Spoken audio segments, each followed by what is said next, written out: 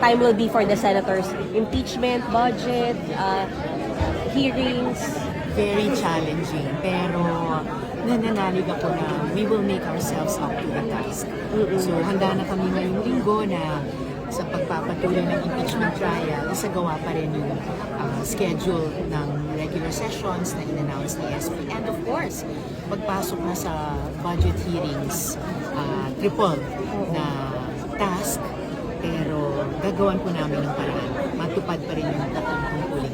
Paano nyo mapaprioritize yung sa economy? Kasi sabi, lalo yung sa budget, yung sa bawas ng buwis, and you have impeachment as well.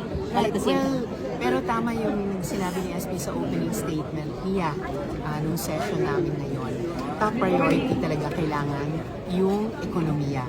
Sana masuklian yon ng sona ni Presidente mamaya na hindi lang ulat sa bayan, pero resibo kung paano ba talaga kung guminhawa ang buhay ng mga Pilipino. Paano ito guminhawa at paano lalong giginhawa sa mga susunod na buwan. You will be attending, ma'am? Yes, of course.